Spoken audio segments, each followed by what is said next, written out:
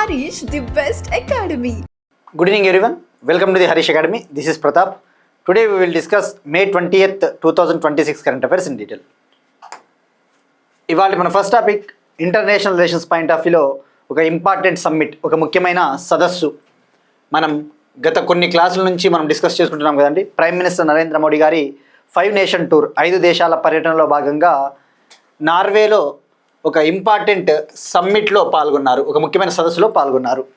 3వ భారత్ నార్డిక్ శిఖరాగ్ర సమావేశం, థర్డ్ ఇండియా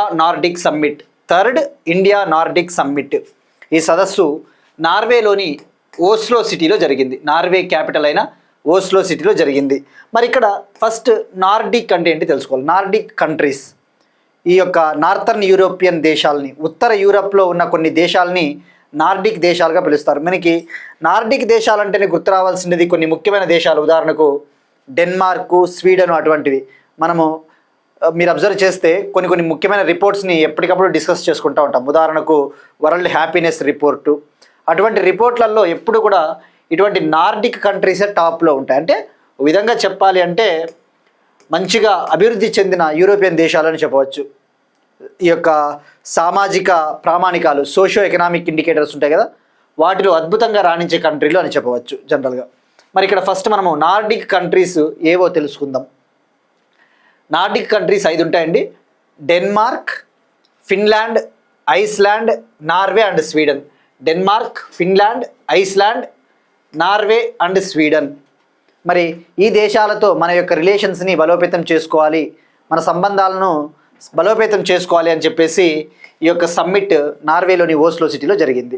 ఫస్ట్ ఇక్కడ మనకి ఇది థర్డ్ సమ్మిట్ కాబట్టి మరి ఫస్ట్ 2 సమ్మిట్లు ఎప్పుడు జరిగాయో ఒకసారి తెలుసుకోవాలండి. స్టాటిక్ పాయింట్ ఆఫ్ వ్యూలో ఫస్ట్ ఇండియా నార్డిక్ సమ్మిట్ 2018లో స్వీడన్లోని స్టాక్హోమ్లో జరిగింది. స్వీడన్లోని స్టాక్హోమ్ సిటీలో జరిగింది.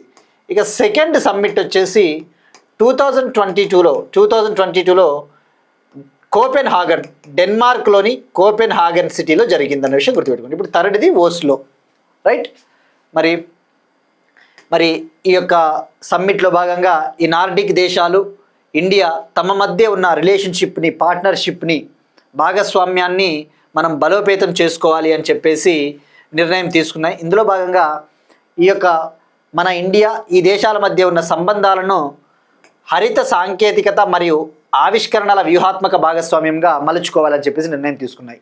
ఇండియా నార్డిక్ కంట్రీస్ మధ్య ఉన్న రిలేషన్షిప్ను green technology and innovation strategic పార్ట్నర్షిప్గా మనం అప్గ్రేడ్ చేసుకుందామని చెప్పేసి నిర్ణయం తీసుకున్నాయి. ఇక అలానే ఈ నార్డిక్ కంట్రీస్ మరియు ఇండియా డెమోక్రసీని మనము ప్రొటెక్ట్ చేయాలి, ప్రజాస్వామ్యాన్ని పరిరక్షించాలి, ఈ యొక్క రూల్ ఆఫ్ లాని, మళ్ళీ మల్టీలేటరలిజం అంటే అన్ని దేశాలు కూడా అభివృద్ధి చెందాలి, రూల్ ఆఫ్ లాని మనం బలోపేతం చేసుకోవాలని చెప్పేసి నిర్ణయం తీసుకున్నాయి. సో డెమోక్రసీని, రూల్ ఆఫ్ లాని, మల్టీలేటరలిజంని ప్రొటెక్ట్ చేయాలని చెప్పేసి డెసిషన్ తీసుకున్నాయి. ఇక్కడ గుర్తుపెట్టుకోండి, ఇండియా నార్డిక్ కంట్రీస్ మధ్య relationship green technology and innovation strategic partnership. అంటే ఏంటి? సింపుల్, మనం డిస్కస్ చేసుకున్నాం నిన్న. ఇండియా, నార్వే తమ మధ్య ఉన్న రిలేషన్షిప్ని గ్రీన్ స్ట్రాటజిక్ పార్ట్నర్షిప్, హరిత వ్యూహాత్మక భాగస్వామ్యం స్థాయికి అప్గ్రేడ్ చేసుకున్నాయని చెప్పేసి నిన్న తెలుసుకున్నాం. ఇది గుర్తుపెట్టుకోండి డైరెక్ట్గా. అంటే ఏంటి? ఇండస్ట్రీస్లో క్లీన్ టెక్నాలజీస్ని వాడాలి, ఇండస్ట్రీస్లో హరిత ఇంధనాలని వాడాలి, అలానే మనకి సర్క్యులర్ ఎకానమీని ప్రమోట్ చేయాలి. సర్క్యులర్ ఎకానమీ అంటే ఏంటి? రెడ్యూస్, రీసైక్లింగ్ అంటే సర్క్యులర్ ఎకానమీని బలోపేతం చేసినట్టయితే మనకి వేస్ట్ యూసేజ్ అనేది తగ్గుతుంది. సో వాటన్నిటికి సంబంధించి ఒక పార్ట్నర్షిప్. మరి ఇంకా కొన్ని ముఖ్యమైన నిర్ణయాలు తీసుకున్నాయండి. ఆ నిర్ణయాలు మనం తెలుసుకుందాం, హైలైట్స్ తెలుసుకుందాం. ఇందాక చెప్పినట్టు green technology innovation strategic partnership, అలానే ఇండియాకి యూరోపియన్ యూనియన్కి మధ్య ఫ్రీ ట్రేడ్ అగ్రిమెంట్ ఉంది కదా దాన్ని, అలానే ఇండియాకి ఎఫ్టా కంట్రీస్కి మధ్య ఉన్న టెపా స్వేచ్ఛా వాణిజ్య ఒప్పందం, ట్రేడ్ అండ్ ఎకనామిక్ పార్ట్నర్షిప్ అగ్రిమెంట్ని మనము ఉపయోగించుకుందాము, యూజ్ చేసుకొని ట్రేడ్ని ఇంక్రీజ్ చేసుకుందాం, వాణిజ్యాన్ని పెంచుకుందాం అని చెప్పేసి నిర్ణయం తీసుకున్నాయి. ఇక్కడ మీరు చూస్తే ఇంకొక క్లారిటీ ఇవ్వాలండి. మనం క్లియర్గా చెప్పుకున్నాం నిన్ననే, ఎఫ్టా కంట్రీస్ 4 ఉంటాయి. యూరోపియన్ ఫ్రీ ట్రేడ్ అసోసియేషన్ 4 దేశాలు ఏవేవి? Norway, Iceland, Liechtenstein, Switzerland. ఎఫ్టాలో 4 కంట్రీలు ఉంటాయి. Norway, Iceland, Switzerland, Liechtenstein. ఈ 4 దేశాలు కూడా యూరోపియన్ యూనియన్లో మెంబర్స్ కావు, సభ్య దేశాలు కావు అన్న విషయం గుర్తుపెట్టుకోండి. మరి ఇక్కడ మీరు చూస్తే డెన్మార్కు, ఫిన్లాండ్, స్వీడన్ ఇవి 3 దేశాలు మాత్రం యూరోపియన్ యూనియన్లో మెంబర్స్ అన్న విషయం గుర్తుపెట్టుకోండి. డెన్మార్క్, ఫిన్లాండ్, స్వీడన్ యూరోపియన్ యూనియన్లో మెంబర్ కంట్రీస్. యూరోపియన్ యూనియన్లో 27 కంట్రీస్ ఉంటాయన్న విషయం మనం ఆల్రెడీ చాలాసార్లు డిస్కస్ చేసుకున్నాం. సో ఇవన్నీ కూడా మనకి చాలా ఇంపార్టెంట్ అండి పాయింట్స్, ఇంటర్నేషనల్ రిలేషన్స్లో వెళ్ళిపోతాయి. ఇక అలానే క్లైమేట్ యాక్షన్కి సంబంధించి ఒక ఒప్పందం. ఈ యొక్క సస్టైనబుల్ ఎకానమీని, సర్క్యులర్ ఎకానమీని మనం ప్రోత్సహించాలి అని చెప్పేసి, రెన్యూబుల్ ఎనర్జీని ప్రోత్సహించాలి. ఆర్కిటిక్ ప్రాంతంలో రీసెర్చ్ కోసం సహకార ఒప్పందము. ఆర్కిటిక్ ఓషియన్ ప్రాంతం ఉంటుంది కదా, పోలార్ రీజియను, ఈ మంచు ప్రాంతము. ఈ ఆర్కిటిక్ ప్రాంతంలో మనము రీసెర్చ్ చేద్దాము. ఎందుకంటే ముఖ్యంగా ఈ క్లైమేట్ చేంజ్ వల్ల ఈ ఆర్కిటిక్ ఐస్ అనేది కరిగిపోతూ ఉంది, దానివల్ల చాలా నెగిటివ్ ఎఫెక్ట్. సో ఆర్కిటిక్ రీసెర్చ్ని మనము కొలాబరేట్ చేసుకుందాం, కోఆపరేషన్ చేసుకుందాం అని చెప్పేసి ఒక ఒప్పందం. ఇక అలానే స్టెమ్ ఏరియాస్లో, స్టెమ్ రంగాలలో పరస్పర సహకారము. స్టెమ్ అంటే సైన్స్, టెక్నాలజీ, ఇంజనీరింగ్, మ్యాథమెటిక్స్ రంగాల్లో సహకారము. బ్లూ ఎకానమీ రంగంలో సహకారము. బ్లూ ఎకానమీ అంటే ఏంటి? ఈ యొక్క చేపల ప్రొడక్షన్, మత్స్య రంగ అభివృద్ధి, ఫిషరీస్ ప్రొడక్షను, ఆక్వాకల్చర్ అటువంటివి. ఇక అలానే టాలెంట్ని మనము ఎంకరేజ్ చేద్దాము. స్టూడెంట్స్, రీసెర్చ్ అంటే విద్యా వ్యవస్థకు సంబంధించిన ఒక ఒప్పందము. అలానే డిఫెన్స్ ఇండస్ట్రీస్కి సంబంధించి, ఇండియాకి సంబంధించిన డిఫెన్స్ ఇండస్ట్రియల్ కారిడార్లలో నార్డిక్ దేశాలు 100% FDI పెట్టేందుకు అనుమతి ఇవ్వడం జరిగింది. ఈ యొక్క ఇండియా డిఫెన్స్ ఇండస్ట్రియల్ కారిడార్స్లో నార్డిక్ కంట్రీస్ 100% FDI పెట్టేలాగా ఒక అవకాశం ఇవ్వడం జరిగింది. సో ఇవి అండి ముఖ్యమైన ఒప్పందాలు. సో గుర్తుపెట్టుకోండి, 3rd ఇండియా నార్డిక్ సమ్మిట్ ఓస్లోలో జరిగింది. నెక్స్ట్ వన్ అగైన్ ఇంకొక ఇంపార్టెంట్ సమ్మిట్ అండి, G20 విదేశాంగ మంత్రుల సమావేశం 2026 ఇంటర్నేషనల్ రిలేషన్స్లో భాగంగా. G20 ఫారిన్ మినిస్టర్స్ మీటింగ్ 2026 ఎప్పుడు జరగబోతా ఉంది అంటే అక్టోబర్ 30 నుంచి అక్టోబర్ 31 వరకు, 2026 అక్టోబర్ 30 నుంచి 31 వరకు అమెరికాలోని జార్జియా స్టేట్లోని అట్లాంటా సిటీలో, జార్జియాలోని అట్లాంటా ప్రాంతంలో జరగబోతూ ఉంది అమెరికా, అక్టోబర్ 30 నుంచి 31 వరకు. మరి ఇక్కడ మనం మెయిన్గా ఫోకస్ చేయాల్సింది G20 సమ్మిట్ విషయానికి వస్తే. G20 అంటే ఏంటి? Group of 20 countries. అభివృద్ధి చెందుతున్న దేశాలు ఇందులో ఉంటాయి, అభివృద్ధి చెందిన దేశాలు కూడా ఇందులో ఉంటాయి. ఎమర్జింగ్ ఎకానమీసు, డెవలపింగ్ ఎకానమీసు, డెవలప్డ్ ఎకానమీస్ కూడా ఇందులో మెంబర్స్గా ఉంటాయి. మరి ఏ విధంగా అయితే మనకి బ్రిక్స్, సార్క్, బిమ్స్టెక్ ఇటువంటి గ్రూప్స్ ఎవ్రీ ఇయర్ మీటింగ్స్ జరుపుకుంటాయో, అలానే G20 గ్రూప్ కూడా ఎవ్రీ ఇయర్ మీటింగ్స్ని జరుపుకుంటాయి. మరి ఈ సంవత్సరం G20 సమ్మిట్, G20 సదస్సు 2026 ఈ సంవత్సరం అమెరికాలోని ఫ్లోరిడాకి దగ్గరలో ఉన్న మియామి సిటీలో జరగబోతోంది. అమెరికాలోని మియామి సిటీలో ఎప్పుడు జరగబోతోంది? డిసెంబర్ 14 నుంచి 15 2026. ఎక్కడ జరగబోతుందంటే ట్రంప్ నేషనల్ డోరల్ మియామిలో జరగబోతోంది. ఇది ఫ్లోరిడా స్టేట్. మరి ఇక్కడ ఆ యొక్క G20 లీడర్స్ సదస్సు కంటే ముందు విదేశాంగ మంత్రుల సమావేశం జరుగుతుంది అక్టోబర్ 30 నుంచి 31 వరకు. మరి ఈ సమ్మిట్కి ఉన్న ప్రాముఖ్యత ఏంటంటే 2026 ఈ సంవత్సరంలో జరగబోయే సమ్మిట్ అమెరికా ఏర్పాటయ్యి 250 ఏళ్ళు పూర్తయిన సందర్భంగా కూడా ప్రాధాన్యత సంతరించుకుంది అని చెప్పవచ్చు. అమెరికా కంట్రీ ఏర్పాటై 250 ఇయర్స్ కంప్లీట్ అయిన సందర్భంగా ఈ సమ్మిట్ జరగబోతూ ఉంది. ఇది ఒక సిగ్నిఫికెన్స్. మరి ఇక్కడ మెయిన్గా ఫోకస్ చేయాల్సింది G20లో ఏ కంట్రీస్ ఉంటాయి, G20 ప్రాముఖ్యత ఏంటో ఇంటర్నేషనల్ రిలేషన్స్ పాయింట్ ఆఫ్ వ్యూలో చాలా ఇంపార్టెంట్. స్టేట్మెంట్స్ ఇస్తాడు. ప్రపంచ జీడిపిలో G20 దేశాల వాటా సుమారుగా 85% ఉంది. వరల్డ్ జీడిపిలో సుమారుగా 85% షేరు G20 కంట్రీస్దే ఉంది. అలానే ప్రపంచ జనాభాలో 2/3 వంతు జనాభా G20 దేశాల్లో ఉంది. వరల్డ్ పాపులేషన్లో 2/3 పాపులేషన్ G20 కంట్రీస్లో ఉంది. మరి లాస్ట్ ఇయర్ G20 సమ్మిట్ ఎక్కడ జరిగింది? సౌత్ ఆఫ్రికాలోని జోహన్నెస్బర్గ్ మనం డిస్కస్ చేసుకున్నాం క్లియర్గా లాస్ట్ ఇయర్. మరి ఇక్కడ G20 కంట్రీస్ ఒక్కసారి మీరు చూసుకుంటే ఇక్కడ G7 కంట్రీస్ కూడా G20లో భాగం అన్న విషయం గుర్తుపెట్టుకోండి. G7 కంట్రీస్ ఇవి ఉంటాయి: France, Canada, Italy, Japan, Germany, America, UK. G8 అంటే రష్యాతో కలుపుకుంటే G8. ఇక G20 అంటే G20లో ఈ 8 దేశాలతో పాటు Argentina, Australia, Brazil, Indonesia, India, China, Mexico, Saudi Arabia, south Africa, south Korea, Turkey. 2 groups కూడా ఉంటాయి. European union, African union. European union, African union. అంటే మీరు ఇక్కడ చూస్తే ఈ G20లో 19 దేశాలు ఉన్నాయి, 19 కంట్రీస్ అంతే కదా. ఈ 8 దేశాలు 19 దేశాలు 2 గ్రూప్స్ ఉంటాయన్న విషయం గుర్తుపెట్టుకోండి. 2 గ్రూప్స్ అట్లా కూడా అడగవచ్చు ఎగ్జామ్లో. G20 అంటే 20 దేశాలు మరియు 2 గ్రూపులు అంటే కూడా మనకి మార్కు పోతుంది.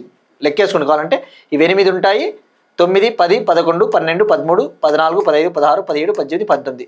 19 దేశాలు 2 గ్రూప్స్ ఉంటాయన్న విషయం గుర్తుపెట్టుకోండి. మరి ఆఫ్రికన్ యూనియన్ ఎప్పుడు జాయిన్ అయ్యింది? ఆఫ్రికన్ యూనియన్ G20లో ఎప్పుడు జాయిన్ అయ్యింది? 2023లో ఇండియాలోని న్యూఢిల్లీలో జరిగిన G20 సమ్మిట్లో ఆఫ్రికన్ యూనియన్ ఫుల్ మెంబర్గా జాయిన్ అయిందన్న విషయం మనం ఆల్రెడీ డిస్కస్ చేసుకున్నాం. ఇక ఇది ఎప్పుడు ఏర్పాటైంది? G20 అనేది 1999లో ఏర్పాటైంది. యాక్చువల్లీ 1999లో finance ministers and central bank governors ప్లాట్ఫామ్గా ఇది ఏర్పాటైంది. 2008లో ఇది G20 లీడర్ల స్థాయికి ఎలివేట్ అయింది. 1999లో ఇది ఏర్పాటైనప్పుడు finance ministers, central bank governors ప్లాట్ఫామ్గా ఏర్పాటైంది. తర్వాత 2008లో G20 దేశ అధినేతల స్థాయికి దీన్ని ఎలివేట్ చేశారు, పెంచారు. సో ఇది అండి G20కి సంబంధించిన విశేషాలు. ఇక నెక్స్ట్ వన్, పాలిటీకి సంబంధించి ఒక important topic, right to information act 2005. Right to information act 2005 సమాచార హక్కు చట్టం 2005. మరి ఇప్పుడు వార్తల్లో ఎందుకుంది? సెంట్రల్ ఇన్ఫర్మేషన్ కమిషను కొన్ని రూల్స్ జారీ చేసింది. సెంట్రల్ ఇన్ఫర్మేషన్ కమిషన్ CIC, కేంద్ర సమాచార కమిషన్ కొన్ని రూల్స్ జారీ చేసింది. దాని ప్రకారం ఏమని చెప్పిందంటే BCCI అనేది RTI యాక్ట్ పరిధిలోకి రాదు అని చెప్పింది. BCCI board of control for cricket in India, భారతదేశంలో క్రికెట్ను నియంత్రించే ఒక సంస్థ. Board of control for cricket in India BCCI అనేది ఇది RTI యాక్ట్ కిందకు రాదు. RTI యాక్ట్లో ఉండే ప్రజా అధికార సంస్థ పరిధిలోకి ఇది రాదు అని చెప్పేసి చెప్పింది. RTI యాక్ట్ కింద పబ్లిక్ అథారిటీ అనే దానికి ఒక డెఫినేషన్ ఉంటుంది. ఆ పబ్లిక్ అథారిటీగా దీన్ని BCCIని పరిగణించరు, పబ్లిక్ అథారిటీగా BCCIని కన్సిడర్ చేయరు అని చెప్పేసి CIC చెప్పింది. మరి ఎందుకు BCCI రాదు? మనకి ఫస్ట్ దానికంటే ముందు RTI యాక్ట్ గురించి తెలుసుకోవాలి. RTI యాక్ట్ సమాచార హక్కు చట్టం. ఇది విప్లవం అని చెప్పవచ్చు ఇండియన్ గవర్నెన్స్లో, భారత పరిపాలనా రంగంలో ఇది ఒక విప్లవం అని చెప్పవచ్చు.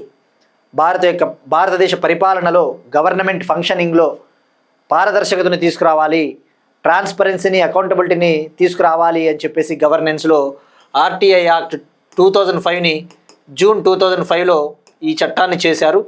ఈ చట్టం అక్టోబర్ 2005లో అమల్లోకి వచ్చింది. దీని ముఖ్య ఉద్దేశం ఏంటి? RTI మనకి ఇది ఎప్పుడు కూడా వింటానే ఉంటాం కదా ఈ పదాన్ని. మనకి ఏదైనా ఒక గవర్నమెంట్ సంస్థ నుంచి ఏదైనా ఇన్ఫర్మేషన్, సమాచారం కావాలి అంటే మనం ఒక పిటిషన్ వేస్తే మనకి సమాచారాన్ని ఇస్తారు. తద్వారా వాళ్ళు చాలా బాధ్యతాయుతంగా పనిచేస్తారు, government bodies, government officers, right. మరి RTI యాక్ట్ కింద ఏర్పాటైనదే సెంట్రల్ ఇన్ఫర్మేషన్ కమిషన్. కేంద్ర స్థాయిలో సెంట్రల్ ఇన్ఫర్మేషన్ కమిషన్ CIC 2005లో ఏర్పాటైంది. అదే స్టేట్ లెవెల్లో అయితే స్టేట్ ఇన్ఫర్మేషన్ కమిషన్స్ ఉంటాయి. ఈ CIC అనేది ఒక స్టాచ్యుటరీ బాడీ, అంతే కదా, ఒక చట్టం ద్వారా ఏర్పాటైంది. RTI యాక్ట్ 2005 కింద ఏర్పడింది కాబట్టి ఇది ఒక స్టాచ్యుటరీ బాడీ, చట్టబద్ధమైన సంస్థ.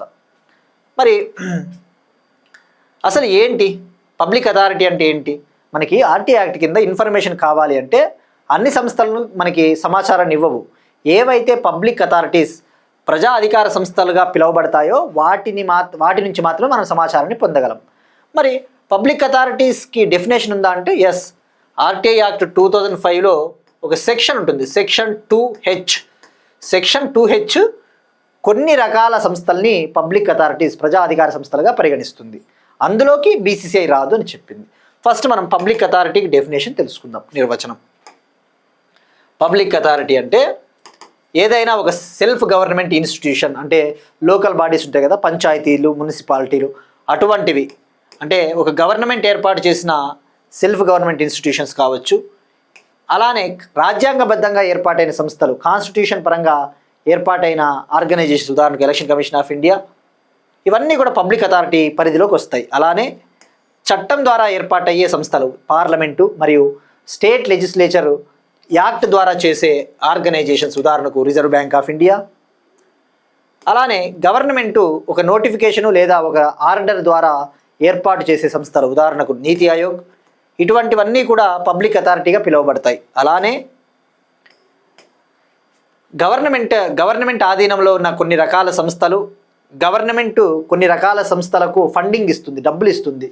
గవర్నమెంట్ ఓన్ చేసుకున్న కొన్ని బాడీసు, గవర్నమెంట్ ఫండింగ్ ఇచ్చే కొన్ని బాడీసు పబ్లిక్ అథారిటీ పరిధిలోకి వస్తాయి. ఉదాహరణకు కోల్ ఇండియా లిమిటెడ్ అంటే దాని అర్థం పబ్లిక్ సెక్టార్ అండర్టేకింగ్స్, ప్రభుత్వ రంగ సంస్థలు కూడా పబ్లిక్ అథారిటీలుగా పిలువబడతాయి.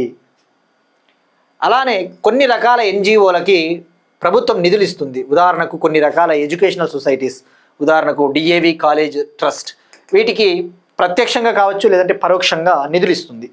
కొన్ని రకాల నాన్ గవర్నమెంట్ ఇన్స్టిట్యూషన్స్కి గవర్నమెంట్ డైరెక్ట్గా కావచ్చు ఇండైరెక్ట్గా ఫండ్స్ ఇస్తుంది. వాటిని కూడా పబ్లిక్ అథారిటీస్గా పిలుస్తారు. మరి బీసీసీఐ ఎందుకు రాదు అంటే, బీసీసీఐ అనేది ఒక ప్రైవేట్ ఏజెన్సీ అని చెప్పేసి సెంట్రల్ ఇన్ఫర్మేషన్ కమిషన్ చెప్తా ఉంది. స్వయం ప్రతిపత్తి కలిగిన ఒక ప్రైవేటు సంస్థ, అటానమస్ ప్రైవేట్ ఏజెన్సీ ఇది. ఈ యొక్క బీసీసీఐకి గవర్నమెంట్ ఏమీ ఫండింగ్ ఇవ్వదు, డబ్బులు ఇవ్వదు, మాకు సంబంధం లేదు, అందుకే పబ్లిక్ అథారిటీ కిందకు రాదు అని చెప్పింది. ఇది నోట్ చేసుకోండి, పాలిటీలో ఇంపార్టెంట్. మరి బీసీసీఐ ఎప్పుడు ఏర్పాటైంది? 1928లో. Headquarters Mumbai, Maharashtra.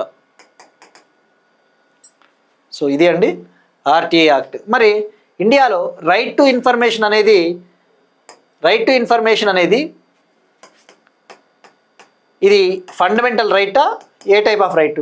సమాచారాన్ని పొందే హక్కు ఫండమెంటల్ రైట్, ప్రాథమిక హక్కు, part 3 of the Indian constitution, fundamental right. మరి ఏ article? Article 19 sub clause 1 sub clause A కింద, article 19 sub clause 1 sub clause A కింద రైట్ టు ఇన్ఫర్మేషన్ అనేది ఫండమెంటల్ రైట్. ఆర్టికల్ 19 ఏం చెప్తుంది? ఫ్రీడమ్ ఆఫ్ ఎక్స్ప్రెషన్, స్వేచ్ఛా హక్కు, భావ ప్రకటన స్వేచ్ఛా హక్కు, ఫ్రీడమ్ ఆఫ్ ఎక్స్ప్రెషన్. మరి కేసు ఏమైనా ఉందా? ఏ కేసులో చెప్పింది?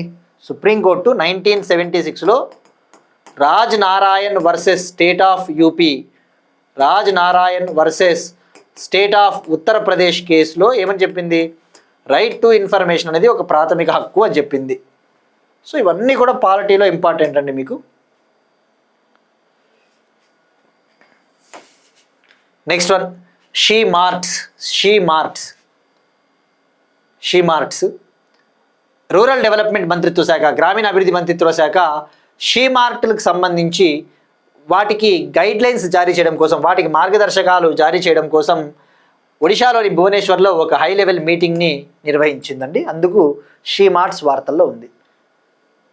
మినిస్ట్రీ ఆఫ్ రూరల్ డెవలప్మెంట్ ఈ యొక్క షీ మార్ట్స్కి గైడ్ లైన్స్ని ఇష్యూ చేయడం కోసం ఒడిశాలోని భువనేశ్వర్లో ఒక నేషనల్ మీటింగ్ని నిర్వహించింది. సో ఇక్కడ షీ మార్ట్స్ అంటే ఏంటివి? పేర్లోనే ఉంది. మార్ట్స్ అంటే ఏంటివి? జనరల్గా డీమార్ట్కి పోతే మనకు అవసరమైన సరుకులు దొరుకుతాయి. షీ మార్ట్స్ అంటే మహిళల చేత నిర్వహింపబడే కొన్ని రకాల షాపులు, ముఖ్యంగా సెల్ఫ్ హెల్ప్ గ్రూప్ మహిళలు, స్వయం సహాయక సంఘాల మహిళలు ఎవరైతే ఉంటారో వాళ్ళు తయారు చేసే వస్తువులకి ఇక్కడ మార్కెటింగ్ సదుపాయాలు వాళ్ళు ఇక్కడ అమ్ముకోవచ్చు, తద్వారా ఆదాయం పొందవచ్చు. షీ మార్ట్స్ అంటే సెల్ఫ్ హెల్ప్ గ్రూప్ ఉమెన్ ఎవరైతే ఉంటారో వాళ్ళు మ్యానుఫ్యాక్చర్ చేసే ప్రోడక్ట్స్ని ఇక్కడ వాళ్ళు సేల్ చేసుకోవచ్చు, అమ్ముకోవచ్చు.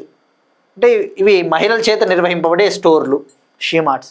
మరి ఎప్పుడు అనౌన్స్ చేశారంటే 2026-27 యూనియన్ బడ్జెట్లో అనౌన్స్ చేశారు. మరి ఇక్కడ మీరు చూస్తే ఫస్ట్ షీ మార్ట్ అంటే అబ్రివేషన్ తెలుసుకుందామండి. Self help entrepreneurs marketing avenues for rural transformation. Self help entrepreneurs marketing avenues for rural transformation. ఇక్కడ అవెన్యూస్ అంటే అవకాశాలు, మార్కెటింగ్ అవకాశాలు.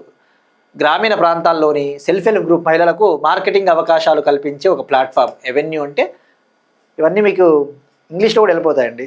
ఎస్ఎస్సి లాంటి ఎగ్జామ్లలో, ఆర్ఆర్బి ఎక్కడ చూసినా కూడా అంతేందుకు తెలంగాణ గ్రూప్ 2లో కూడా ఇంగ్లీష్ 30 మార్క్స్కి ఏమో ఉంది కదా. తెలంగాణ గ్రూప్ 2లో కూడా ఇంగ్లీష్ ఉంది. ఇలాంటివి అడుగుతాడు. సినానిమ్స్ అంటే ఏంటివి? పర్యాయ పదాలు, అలాంటివి అడుగుతాడు. అప్పుడు మీకు ఇంగ్లీష్లో కూడా వెళ్ళిపోతుంది. అందుకే ఇంగ్లీష్ అనేది కొద్దిగా బాగా అలవాటు చేసుకుంటే మనకి ఆ టర్మ్స్ అనేవి తినగ తినగ వేము తీయనుండు అంటారు కదా, తినంగా తినంగా వేపాకు కూడా తీయగా ఉంటుంది అంటారు కదా. ఇలా మనకి ఇలాంటి టర్మ్స్ అనేవి మనం నీట్గా ఎక్స్ప్లెయిన్ చేసుకుని పోయినప్పుడు మీకు ఈజీగా ఈవెన్ తెలుగు మీడియం స్టూడెంట్స్కి కూడా ఇంగ్లీష్ అనేది ఈజీగా వచ్చేస్తుందండి వినంగా. అదే నా ఉద్దేశం యాక్చువల్లీ. ఇట్లాంటివి చెప్తే వాళ్ళకి అవేర్నెస్ వస్తుంది. లేకపోతే ఉన్న షీమార్ట్ అంటే అబ్రివేషన్ చదువుకుంటూ పోవచ్చు, కానీ చెప్పాలా అవెన్యూ అంటే ఏంటి. మరి ఎప్పుడు లాంచ్ చేశారంటే 2026-27 బడ్జెట్లో. దీన్ని అమలు చేసే మంత్రిత్వ శాఖ రూరల్ డెవలప్మెంట్ మినిస్ట్రీ, గ్రామీణాభివృద్ధి మంత్రిత్వ శాఖ. మరి ఎలా అమలు చేస్తారు అంటే Deen Dayal Antyodaya Yojana, national rural livelihood mission ద్వారా అమలు చేస్తారు. గ్రామీణ ప్రాంతాల్లో పేదరిక నిర్మూలన కోసం national rural livelihood mission, Aajeevika national rural livelihood అనే మిషన్ని 2011లో లాంచ్ చేసింది రూరల్ డెవలప్మెంట్ మినిస్ట్రీ. 2015 డిసెంబర్లో 2015 డిసెంబర్ ఆ టైంలో ఈ యొక్క ఎన్ఆర్ఎల్ఎంని పేరు మార్చారు, దీన్ దయాల్ అంత్యోదయ యోజన ఎన్ఆర్ఎల్ఎంగా. ఇవన్నీ కూడా ఎకానమీలో చదువుతారండి మీరు. మళ్ళీ ఏ ఎగ్జామ్ తీసుకున్నా ఎకానమీలో వెల్ఫేర్ స్కీమ్స్, పావర్టీ అల్లివియేషన్ స్కీమ్స్ అంటారు, పేదరిక నిర్మూలన పథకాల్లో ఇలాంటివే చదువుతారు. నేషనల్ రూరల్ లైవ్లీవుడ్ మిషన్ అది ఏ ఇయర్లో స్టార్ట్ చేశారు? నేషనల్ రూరల్ లైవ్లీవుడ్ మిషన్ని లాంచ్ చేసింది 2011, పేరు మార్చింది డిఏవై ఎన్ఆర్ఎల్ఎంగా 2015 డిసెంబర్ అండి. బట్ పిఐబిలో 2016 కూడా ఇస్తున్నాడండి. 2015 అయినా 2016 అయినా ఆల్మోస్ట్ ఒకటే అండి, ఎందుకంటే 2015 ఎండ్లో పేరు మార్చారు కాబట్టి.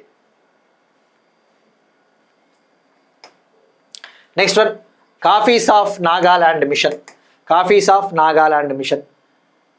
నార్త్ ఈస్టర్న్ రాష్ట్రాల అభివృద్ధి మంత్రిత్వ శాఖ మంత్రి జ్యోతిరాదిత్య సింధియా గారు కాఫీస్ ఆఫ్ నాగాల్యాండ్ అనే ఒక మిషన్ని ప్రారంభించారు. 175 కోట్లతో ఈ మిషన్ని లాంచ్ చేశారు.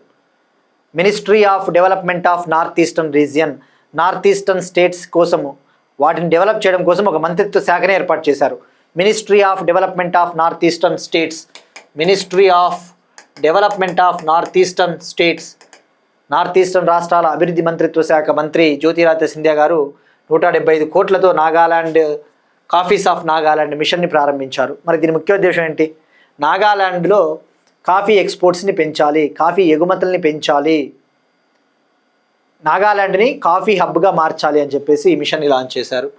మరి ఇందులో భాగంగా 3 ఏళ్ల ప్రణాళికను ఏర్పాటు చేశారు. 3 ఏళ్ల ప్రణాళికను రోడ్ మ్యాప్ని క్రియేట్ చేసుకున్నారు. 2026 నుంచి 2028 వరకు నాగాల్యాండ్లోని కాఫీ ఎగుమతుల్లో ఎదురయ్యే సవాళ్లను పరిష్కరించడమే దీని ముఖ్య ఉద్దేశం. 2026 to 2028 3 years పాటు నాగాల్యాండ్ యొక్క కాఫీ వాల్యూ చైన్లో వచ్చే ఛాలెంజెస్, సవాళ్ళు ఏవైతే ఉంటాయో వాటిని పరిష్కరించాలి, అది ముఖ్య ఉద్దేశం. మరి ఇందులో భాగంగా 2 కాఫీ క్లస్టర్స్ని గుర్తించారు. కాఫీని అధికంగా ఉత్పత్తి చేసే కొన్ని ప్రాంతాలను గుర్తించారు. 2 ప్రాంతాలను గుర్తించారు. ఒకటి వచ్చేసి తువోపెమా, కోహిమాలోని తువోపెమా అనే ఒక కాఫీ క్లస్టర్. ఇక్కడ అరేబికా కాఫీని పండిస్తారు. మరొకటి గొటోవి అనే ఒక కాఫీ క్లస్టర్. ఇక్కడ రోబస్టా అనే ఒక కాఫీ వెరైటీని పండిస్తారు. ఇది సింపుల్, ఇది సరిపోతుంది. కానీ జాగ్రఫీ పాయింట్ ఆఫ్ వ్యూలో మీకు కొన్ని ఐడియా ఉండాలండి. కాఫీ అంటే ఏంటి? కాఫీ అంటే కాఫీ. మరి కాఫీని అసలు ఏం ఇది ప్లాంటేషన్ క్రాప్ కదా, అంటే వాణిజ్య పంట. ఎక్కడ పండిస్తారు ఎక్కువగా?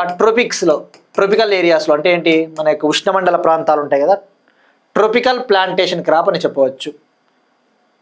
మరి ఇక్కడ కాఫీని ఇండియాలో అధికంగా ఉత్పత్తి చేసే రాష్ట్రాలు, ఇండియాలో కాఫీని హైయెస్ట్గా ప్రొడ్యూస్ చేసే states, first place Karnataka, second Kerala, third Tamil Nadu. మరి ఆంధ్రప్రదేశ్లో కాఫీ పండుతుందంటే ఎస్, ఆంధ్రప్రదేశ్లో అరకు కాఫీ ఉంది కదా, అల్లూరు సీతారామరాజు డిస్టిక్కు, విశాఖపట్నం ప్రాంతాల్లో అరకు కాఫీ. మరి ఇంకా ఎక్కడ పండిస్తారు? కొన్ని నార్త్ ఈస్టర్న్ రాష్ట్రాల్లో కూడా కాఫీని కొద్దిగా చాలా తక్కువగా పండిస్తారు. బట్ మెయిన్గా భారతదేశ మొత్తం కాఫీ ఉత్పత్తిలో 90% కర్ణాటక, కేరళ, తమిళనాడు నుంచే వస్తుంది. ఇండియా యొక్క టోటల్ కాఫీ ప్రొడక్షన్లో 90% కర్ణాటక, కేరళ, తమిళనాడు. హయ్యెస్ట్ కర్ణాటక. మరి ఇక్కడ కాఫీలో 2 రకాల వెరైటీస్ ఉంటాయి. ఒకటి అరబికా అనే ఒక వెరైటీ, మరొకటి రోబస్టా. ఇవి చాలా ఇంపార్టెంట్ అండి.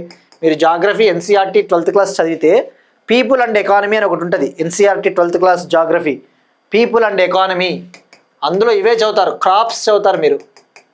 NCERT 12th people and economy, అందులో క్రాప్స్ పంటల గురించి చదువుతారు కదా, జూట్ క్రాపు, ప్యాడీ, మిల్లెట్స్, ఇవన్నీ చదువుతారు మీరు. అరబికా, రోబస్టా ఇండియాలో పండించే 2 రకాల కాఫీ వెరైటీలు. మరి సుపీరియర్ క్వాలిటీ కాఫీ ఏది అంటే అత్యుత్తమ టేస్ట్, హయ్యెస్ట్ క్వాలిటీ కలిగిన కాఫీ వెరైటీ అరబికా. ఇండియా అధికంగా అరబికా సుపీరియర్ క్వాలిటీ కాఫీనే పండిస్తుంది, ఆ విషయం గుర్తుపెట్టుకోండి. రోబస్టా కంటే అరేబికా చాలా సుపీరియర్, చాలా అత్యుత్తమమైనది. ఇంకా ఇంకోటి కూడా ఉంటుంది, లిబేరికా అని కూడా కొన్ని వెరైటీలు ఉంటాయి, కాఫీ వెరైటీలు, లిబేరికా అని. మరి ఇప్పుడు మన తెలుగు రాష్ట్రాల విషయానికి వస్తే Araku coffee A type of coffee variety? Arabica అని పండిస్తారు, ఆ విషయం గుర్తుపెట్టుకోండి. మరి ప్రపంచంలో అత్యధికంగా కాఫీని ఉత్పత్తి చేసే దేశము బ్రెజిల్. వరల్డ్లో కాఫీని హయ్యెస్ట్గా ప్రొడ్యూస్ చేసే కంట్రీ బ్రెజిల్. సో ఇది మీకు హెల్ప్ అవుతుందండి జాగ్రఫీలో, నీటికి రాసుకోండి. ఇక ఇట్లా అడుగుతాడు మోడల్ క్వశ్చన్స్. కాఫీ అనేది ఒక ట్రోపికల్ ప్లాంటేషన్ క్రాప్ అన్నాడు. ఎస్, ఉష్ణమండల ప్రాంతాల్లో పండించే వాణిజ్య పంట, కరెక్ట్. ఇది ఇండియాలో ఎక్కువగా అరబికా అనే ఒక సుపీరియర్ క్వాలిటీని పండిస్తారు అన్నాడు. కరెక్ట్ ఆన్సరు గుర్తించమన్నాడు. Both, 2 correct. Answer C. Next one, Andhra Pradesh గవర్నమెంట్కి సంబంధించి ఒక ఇంపార్టెంట్ స్కీమ్ అండి, మత్స్యకారుల సేవలో పథకం. ఆంధ్రప్రదేశ్ గవర్నమెంటు మత్స్యకారుల సేవలో అనే స్కీమ్లో భాగంగా మత్స్యకారుల అకౌంట్లలోకి సుమారుగా 262 కోట్ల రూపాయలను విడుదల చేయడం జరిగింది. ఆంధ్రప్రదేశ్ గవర్నమెంటు ఫిషర్మెన్ ఫ్యామిలీస్ ఎవరైతే ఉంటారో, మత్స్యకారుల కుటుంబాలు, వాళ్ళ వెల్ఫేర్ కోసము మత్స్యకారుల సేవలు అనే ఒక స్కీమ్ని 2025 ఏప్రిల్లో లాంచ్ చేసింది. ఆ స్కీమ్ కింద వాళ్ళకి ఆర్థిక సహాయం అందిస్తారు. ఇప్పుడు వరుసగా రెండవ ఏడాది మత్స్యకారుల అకౌంట్లలోకి సుమారుగా 261.59 crore రూపీస్ని వాళ్ళ అకౌంట్లోకి వేయడం జరిగింది. మరి లబ్ధిదారులు ఎంతమంది అంటే సుమారుగా 1.3 lakh ఫిషర్మెన్ ఫ్యామిలీస్ బెనిఫిషరీస్. లబ్ధిదారులు సుమారుగా 1.3 లక్ష మత్స్యకారుల కుటుంబాలకి లబ్ధి చేకూరుతుంది. మరి ఇక్కడ మనం తెలుసుకోవాల్సింది, మత్స్యకారుల సేవల పథకం ఎప్పుడు లాంచ్ చేశారు అంటే ఏప్రిల్ 2025లో. ఎక్కడ లాంచ్ చేశారో కూడా గుర్తుపెట్టుకోండి, అడుగుతాడు ఏపీ కరెంట్ అఫైర్స్లో. ఎలా అడుగుతున్నాడు అంటే ఈ మధ్యన ట్రెండ్స్, ఒక స్కీమ్ని లాంచ్ చేసిన ప్లేస్ కూడా అడుగుతున్నాడు. ఏప్రిల్ 2025లో ఏపీ చీఫ్ మినిస్టర్ శ్రీకాకుళం జిల్లాలోని ఎచ్చర్ల మండలంలోని బుడగట్లపాలెం అనే గ్రామంలో లాంచ్ చేశారు. మరి ఇప్పుడు రెండవ ఏడాది నిధుల్ని ఎక్కడ విడుదల చేశారు అంటే ఏపీ చీఫ్ మినిస్టర్ నెల్లూరు జిల్లాలోని కావలి మండలంలోని తుమ్మలపెంట అనే విలేజ్లో నిధుల్ని వేయడం జరిగింది. మరి ఎందుకు ఇస్తారు, ఎంత ఇస్తారు? వీళ్ళకి సంవత్సరానికి 20,000 రూపీస్, ఇయర్కి 20,000 రూపాయలు. మరి ఎందుకు ఇస్తారు అంటే వీళ్ళు మత్స్యకారులకి జనరల్గా చేపల వేటకి వెళ్తారు, కానీ ఏప్రిల్ 15th నుంచి జూన్ 15th వరకు, ఎవ్రీ ఇయర్ ఏప్రిల్ 15 నుంచి జూన్ 15 వరకు ఒక 2 నెలల పాటు, అంటే సుమారుగా 61 రోజుల పాటు, ఎవ్రీ ఇయర్ ఒక 61 రోజుల పాటు, అంటే ఏప్రిల్ 15 నుంచి జూన్ 15 వరకు ఫిషింగ్ బ్యాన్, చేపల్ని పట్టకూడదు, గవర్నమెంట్ బ్యాన్ చేస్తుంది. ఎందుకంటే చేపలు అవి బ్రీడింగ్ సీజన్ అన్నమాట, చేపలు ఉత్పత్తి అయ్యే కాలం అంటారు అది. ఆ టైంలో మనం చేపలు పడితే వాటి సంఖ్య పెరగదు, బ్రీడింగ్ ఇంప్రూవ్ కాదు. సో వాటిని ఎదగనీయాలి కదా, ఆ బ్రీడింగ్ సీజన్లో ఫిషింగ్ అనేది బ్యాన్ చేస్తారు. మరి ఆ టైంలో వాళ్ళని ఆదుకోవాలి కదా, అందుకు 20,000 రూపాయలు సంవత్సరానికి. సో ఇది అండి ఇందాక చెప్పిందంతా ఇక్కడ ఉంది. నెక్స్ట్ వన్, మధ్యప్రదేశ్లోని కన్హా టైగర్ రిజర్వ్లో సిడివి వ్యాధితో 6వ పులి మృతి. మధ్యప్రదేశ్లోని కన్హా టైగర్ రిజర్వ్లో సిడివి వ్యాధితో 6వ పులి మృతి. మధ్యప్రదేశ్లోని కన్హా టైగర్ రిజర్వ్లో సిడివి అనే డిసీజ్, అంటే కెనైన్ డిస్టెంపర్ వైరస్, మనం డిస్కస్ చేసుకున్నాం. కెనైన్ డిస్టెంపర్ వైరస్ అనే ఒక డిసీజ్ వ్యాధి వల్ల 6వ పులి వితిన్ 1 month, కేవలం 1 నెలలోపే 6వ పులి మరణించింది. అంటే పులుల సంఖ్య తగ్గుతూ ఉంది. మరి మనం తెలుసుకోవాల్సిన ఎగ్జామ్ పాయింట్ ఆఫ్ వ్యూలో సిడివి అంటే ఏంటి మనం ఆల్రెడీ డిస్కస్ చేసుకున్నామండి పోయిన మంత్, బట్ ఇంకోసారి తెలుసుకుందాం, మళ్ళీ న్యూస్లో ఉంది కాబట్టి, ఈరోజు న్యూస్లో ఉంది. So first Kanha tiger reserve Madhya Pradesh అనే విషయం గుర్తుపెట్టుకోండి. మరి కెనైన్ డిస్టెంపర్ వైరస్ అంటే ఇది ఒక వైరస్ ద్వారా వచ్చే డిసీజు. ముఖ్యంగా ఈ వైరస్ ఎక్కువగా ఏ దానిలలో ఉంటుందంటే కుక్కలలో ఉంటుంది, డాగ్స్. ఆ డాగ్స్లో ఎక్కువగా ఈ వైరస్ ఉంటుంది. వాటి నుంచి మిగతా యానిమల్స్కి, ఉదాహరణకు లయన్స్కి, టైగర్స్కి అటాక్ అవుతుంది. ఇప్పుడు ఫారెస్ట్స్ ఉంటాయి, క్రాప్స్ ఉంటాయి, పంట పొలాలు అటువంటివి. ఈ క్రాప్స్, ఈ పంట పొలాల్లో లేదంటే జనావాసాల్లో కుక్కలు ఉంటాయి. ఆ కుక్కల్లో ఈ కెనైన్ డిస్టెంపర్ వైరస్ అనేది ఉంటుంది. ఈ ఫారెస్ట్లలో ఉండే టైగర్స్, లయన్స్ వీటికి దగ్గరగా పోయినప్పుడు, ఆ కుక్కలకి దగ్గరగా పోయినప్పుడు సంథింగ్ వాటి సెలైవా ద్వారా కావచ్చు, వాటి లాలాజలము వాటికి దగ్గరగా పోయినప్పుడు కెనైన్ డిస్టెంపర్ వైరస్ వస్తుంది. ఇది హ్యూమన్స్కి అయితే రాదు, ఆ విషయం గుర్తుపెట్టుకోండి. ఇది మనుషులకైతే వ్యాప్తి చెందదు. మరి ఇక్కడ కెనైన్ డిస్టెంపర్ వైరస్ వస్తే ఎలా చనిపోతాయి అంటే, ఇది ఒక హైలీ కంటాగియస్ అంటే అంటువ్యాధి. ఇది ఎలా వస్తుంది అంటే పారామిక్సోవిరిడే అనే కుటుంబానికి చెందిన వైరస్ ద్వారా వస్తుంది. పారామిక్సోవిరిడే అనే కుటుంబానికి చెందిన సింగిల్ స్ట్రాండెడ్ ఆర్ఎన్ఏ వైరస్ ద్వారా వస్తుంది. మరి దీనివల్ల ఏమి ప్రాబ్లం అవుతుంది అంటే, ఈ వైరస్ కనుక అటాక్ అయితే రెస్పిరేటరీ వ్యవస్థ దెబ్బతింటుంది, శ్వాసకోశ వ్యవస్థ దెబ్బతింటుంది, గ్యాస్ట్రో ఇంటెస్టైనల్ వ్యవస్థ దెబ్బతింటుంది, ఉదరం దెబ్బతింటుంది, నర్వస్ సిస్టమ్ నాడీ వ్యవస్థ దెబ్బతింటుంది. Respiratory, gastro intestinal, central nervous system పైన అటాక్ చేస్తుంది. మరి ఫస్ట్ టైం ఎప్పుడు దీన్ని గుర్తించారంటే 1761లో స్పెయిన్లో ఈ వ్యాధిని గుర్తించారు. డొమెస్టిక్ డాగ్స్, ఈ యొక్క దేశీ కుక్కలలో ఈ వైరస్ ఎక్కువగా ఉంటుంది. ఆ విషయం గుర్తుపెట్టుకోండి. నెక్స్ట్ వన్, దేశంలోనే తొలిసారిగా నీటి అడుగున ప్రయోగాత్మక ఆవాసాన్ని ఏర్పాటు చేయబోతున్న ఆకాశ్ స్పేస్ సంస్థ. దేశంలోనే తొలిసారిగా నీటి అడుగున ప్రయోగాత్మక ఆవాసాన్ని ఏర్పాటు చేయబోతున్న ఆకాశ్ స్పేస్ సంస్థ ఇండియాలోనే India's first under water habitat ప్రోగ్రామ్ని డెవలప్ చేయబోతా ఉన్నారు. గుజరాత్లోని అహ్మదాబాద్కు చెందిన ఒక space startup company Akash space. ఇక్కడ ఏంటి మరి ఆవాసము అంటే హ్యాబిటాట్. మరి తొలిసారిగా దేశంలో నీటి అడుగున ఒక ప్రయోగాత్మక ఆవాసాన్ని ఏర్పాటు చేయబోతూ ఉన్నారు. మరి ఎందుకు, దీని ముఖ్య ఉద్దేశం ఏంటి? ఆస్ట్రోనాట్స్కి ట్రైనింగ్ ఇవ్వడం కోసం, వ్యోమగాములకి శిక్షణ ఇవ్వడం కోసం. మరి ఎందుకు 2027లో మనము గగన్యాన్ మిషన్ని చేపట్టబోతా ఉన్నాం. భారతదేశపు మొదటి మానవ సహిత అంతరిక్ష యాత్ర, India's first human space flight exercise గగన్యాన్ని 2027లో లాంచ్ చేయబోతా ఉన్నాం. మరి అక్కడ పరిస్థితులు ఎలా ఉంటాయి? మైక్రోగ్రావిటీ ఉంటుంది, అంటే భారరహిత స్థితి. ఆస్ట్రోనాట్లు గాల్లో తేలియాడుతుంటారు, గురుత్వాకర్షణ శక్తి ఉండదు. మరి ఆ యొక్క ఆస్ట్రోనాట్స్కి చాలా ఇష్యూస్ వస్తాయి, హెల్త్ ఇష్యూస్, మానసిక సమస్యలు, ఫిజికల్ ఛాలెంజెస్ వస్తాయి. మరి అటువంటి పరిస్థితులను ఎదుర్కొని నిలబడాలి అంటే ముందుగానే వాళ్ళని ప్రిపేర్ చేయాలి, వాళ్ళకి ట్రైనింగ్ ఇవ్వాలి. దానికోసం అండర్ వాటర్లో, నీటి అడుగున అటువంటి కండిషన్స్, అటువంటి పరిస్థితులను ఏర్పాటు చేసి వాళ్ళకి ట్రైనింగ్ ఇస్తారు. ఆ అండర్ వాటర్లో వాళ్ళు ఆ యొక్క వాక్ ప్రోగ్రామ్స్ అవన్నీ నిర్వహిస్తారు. మరి ఇక్కడ మనం ఫస్ట్ ఫోకస్ చేయాల్సింది అండర్ వాటర్ న్యూట్రల్ బయాన్సీని ఉపయోగించి భారరహిత స్థితికి సంబంధించిన కొన్ని అంశాలను ఇక్కడ సిమ్యులేట్ చేస్తారు. అంటే అక్కడ ఎలాంటి కండిషన్స్ ఉంటాయో ఇక్కడ కూడా అలాంటి కండిషన్స్ని ఏర్పాటు చేస్తారు. సో మరి ఎవరు ఏర్పాటు చేయబోతున్నారు అంటే ఆకాశ్ స్పేస్, గుజరాత్కు చెందిన అహ్మదాబాద్ కంపెనీ, స్పేస్ కంపెనీ. మరి ఈ సంవత్సరంలోనే దీన్ని నిర్మించబోతూ ఉన్నారు. Next one, solar wind magnetosphere ionosphere link explorer mission, space టెక్నాలజీకి సంబంధించి SMILE mission solar wind magnetosphere ionosphere link explorer SMILE mission. ఇది ఒక స్పేస్ మిషన్ అండి. ఈ యొక్క మిషన్ని విజయవంతంగా యూరోపియన్ స్పేస్ ఏజెన్సీ మరియు చైనీస్ అకాడమీ ఆఫ్ సైన్సెస్ విజయవంతంగా లాంచ్ చేసింది. యూరోపియన్ స్పేస్ ఏజెన్సీ మరియు చైనీస్ అకాడమీ ఆఫ్ సైన్సెస్ సక్సెస్ఫుల్గా తొలిసారిగా ఒక సంయుక్త మిషన్ని లాంచ్ చేశాయి. European space agency, Chinese academy of sciences first time ఒక జాయింట్ స్పేస్ మిషన్ని లాంచ్ చేశాయి. మరి దీని ముఖ్య ఉద్దేశం ఏంటి? దీని ముఖ్య ఉద్దేశము ఎర్త్ యొక్క మ్యాగ్నెటిక్ షీల్డ్ ఏదైతే ఉంటుందో, భూమి యొక్క మ్యాగ్నెటిక్ షీల్డ్ ఏదైతే ఉందో, ఆ మ్యాగ్నెటిక్ షీల్డ్ని ఎక్స్రే మరియు అల్ట్రావైలెట్ ఇమేజెస్ తీయాలి. ఈ యొక్క ఎర్త్ మ్యాగ్నెటిక్ ఫీల్డ్ని ఎక్స్రే మరియు అల్ట్రావైలెట్ ఇమేజెస్ని తీయాలి అని చెప్పేసి, అంటే ఎర్త్ యొక్క మ్యాగ్నెటిక్ షీల్డ్ని స్టడీ చేయాలి, దాన్ని పరిశోధించాలి. మరి మ్యాగ్నెటిక్ షీల్డ్ ఎర్త్కి చాలా ఇంపార్టెంట్. ఎర్త్ చుట్టూ ఉండే ఒక పొర మ్యాగ్నెటిక్ షీల్డ్, ఇది చాలా ఇంపార్టెంట్. ఎందుకంటే సన్ నుంచి వచ్చే సోలార్ స్టోర్మ్స్ ఏవైతే ఉంటాయో, సూర్యుడి నుంచి వచ్చే సౌరగాలులు భూమిపైన మనకి ఎటువంటి ఇబ్బంది కలగకోకుండా ఈ యొక్క మ్యాగ్నెటిక్ షీల్డ్ అనేది ఒక రక్షణ కవచం లాగా పనిచేస్తుంది, ఒక ప్రొటెక్టివ్ కవర్ లాగా వర్క్ చేస్తుంది.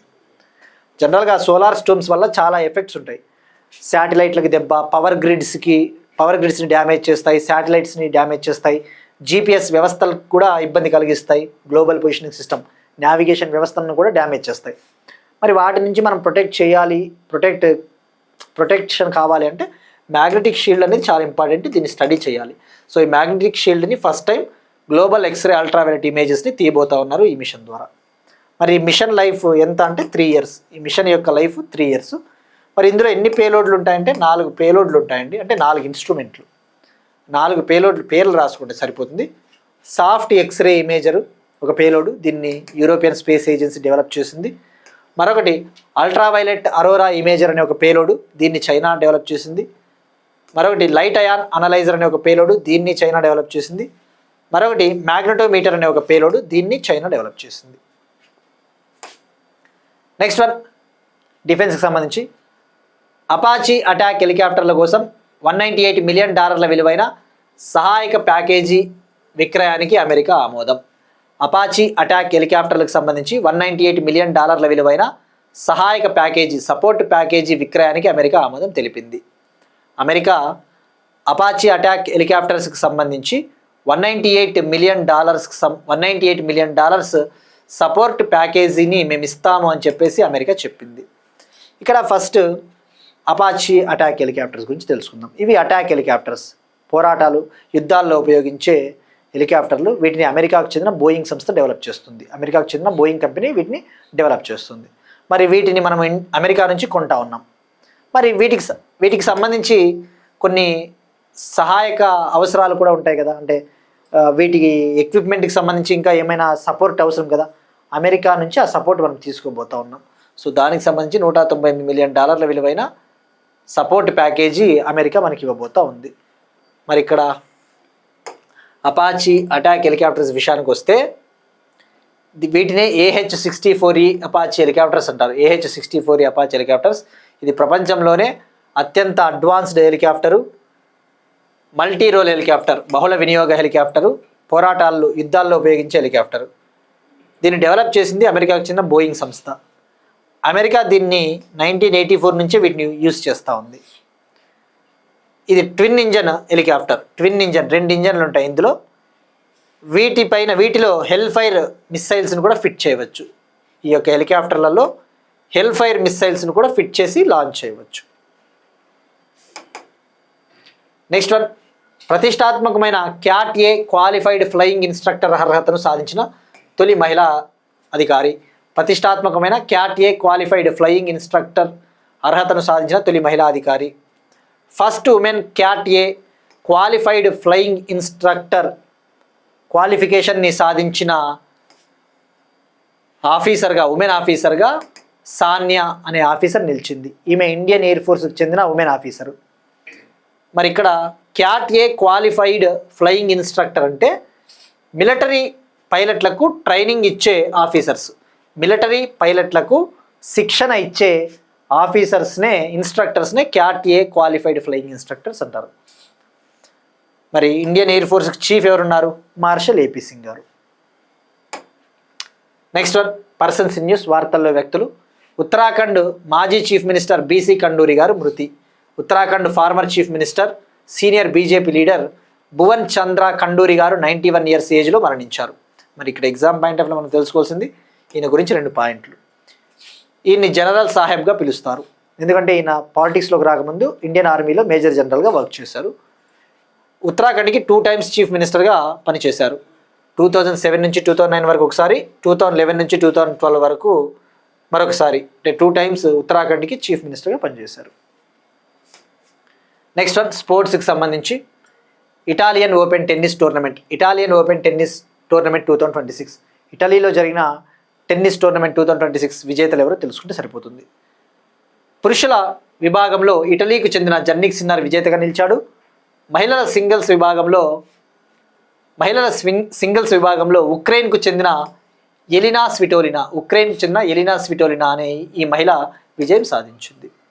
మరి ఇటాలియన్ టెన్నిస్ 2026 టోర్నమెంట్లో పురుషుల విభాగంలో ఇటలీకి చెందిన జన్నిక్ సిన్నర్ నార్వేకు చెందిన క్యాస్పర్ రూడ్ని ఓడించాడు.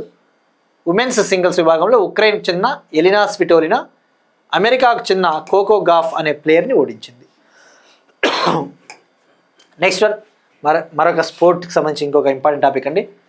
ఒకే ఐపీఎల్ సీజన్లో అత్యధిక సిక్సర్లు కొట్టిన భారతీయ బ్యాటర్. ఐపీఎల్ జరుగుతుంది కదా, Indian Premier League T20 cricket. ఒక సింగిల్ ఇండియన్ ప్రీమియర్ లీగ్ ఎడిషన్లో హైయెస్ట్ సిక్సర్స్ కొట్టిన ఇండియన్ బ్యాట్స్మెన్గా వైభవ్ సూర్యవంశీ నిలిచాడు. రాజస్థాన్ రాయల్స్కు చెందిన వైభవ్ సూర్యవంశీ 2026 ఐపీఎల్ టోర్నమెంట్లో ఇప్పటి వరకు 43 సిక్సెస్ కొట్టాడు, 43 సిక్స్లు కొట్టాడు. అంటే ఒక ఐపీఎల్ సీజన్లో అత్యధిక సిక్స్లు కొట్టిన ఇండియన్ బ్యాట్స్మెన్గా చరిత్ర సృష్టించాడు. మరి Abhishek Sharma, SRH Sunrisers batsmen Abhishek Sharma అయితే 2024 ఐపీఎల్లో 42 సిక్సెస్ కొట్టాడు. ప్రస్తుతానికైతే 2026 ఐపీఎల్ సీజన్లో మాత్రం 43 సిక్స్లతో వైభవ్ సూర్యవంశీ ఉన్నాడు. బట్ ఎనీవే ఇటువంటివి మారొచ్చండి, మారుతాయి కూడా. కానీ బట్ ఎనీవే ప్రస్తుతానికి ఇది ఇన్ఫర్మేషన్. మళ్ళీ ఏదైనా అప్డేట్ వస్తే నేను ఇలాంటివి ఇస్తాను. ఇక ఇవాళ క్వశ్చన్ అండి, మనం డిస్కస్ చేసిన టాపిక్కే అప్నాపన్ పుస్తక రచయిత ఎవరు. మనం డిస్కస్ చేస్తున్నాం కదా, అప్నాపన్ అనే బుక్ని రాసిన వ్యక్తి ఎవరు. ఇక నిన్న క్వశ్చన్, భారతదేశం మొదటి మధ్య మరియు చిన్న మరియు మధ్య తరహా నేతృత్వంలోని semiconductor plant. India's first small and medium enterprise నేతృత్వంలోని సెమీకండక్టర్ ప్లాంట్ని ఎక్కడ ఏర్పాటు చేశారంటే రాజస్థాన్లోని భివడి. ఇది రాజస్థాన్ యొక్క మొట్టమొదటి semiconductor plant. Rajasthan's first semiconductor plant భివడిలో ఏర్పాటు చేశారు. ఎవరు ఏర్పాటు చేశారంటే Sahasra semiconductors private limited. Sahasra semiconductors private limited company. ఇవి ఇవాళ కరెంట్ అఫైర్స్ అండి. మనం ఒకసారి క్విక్గా రీక్యాప్ చూద్దాం.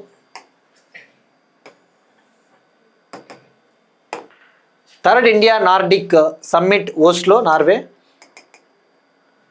G20 foreign ministers meeting 2026 Atlanta, USA. RTI act పరిధిలోకి BCCI రాదు, central information commission. She marks, ministry of rural development. Coffees of Nagaland mission. మత్స్యకారుల సేవలో పథకం ఆంధ్రప్రదేశ్. మధ్యప్రదేశ్లోని కన్హా టైగర్ రిజర్వ్లో CDV వ్యాధితో ఆరోపులు మృతి. దేశంలోని తొలిసారిగా నీటి అడుగున ప్రయోగాత్మక ఆవాసాన్ని ఏర్పాటు చేయబోతున్న Aakash space. Smile mission. Apache attack helicopters. CAT A qualified flying instructor అర్హతను సాధించిన తొలి మహిళా అధికారి సాన్యా. ఉత్తరాఖండ్ మాజీ చీఫ్ మినిస్టర్ BC కండూరి గారు మృతి. Italian Open tennis 2026 tournament winners. ఒకే ఐపీఎల్ సీజన్లో అత్యధిక సిక్సర్లు కొట్టిన Indian batsmen Vaibhav Suryavanshi. That's it. These are today's current affairs. We'll meet you again tomorrow, and thank you everyone.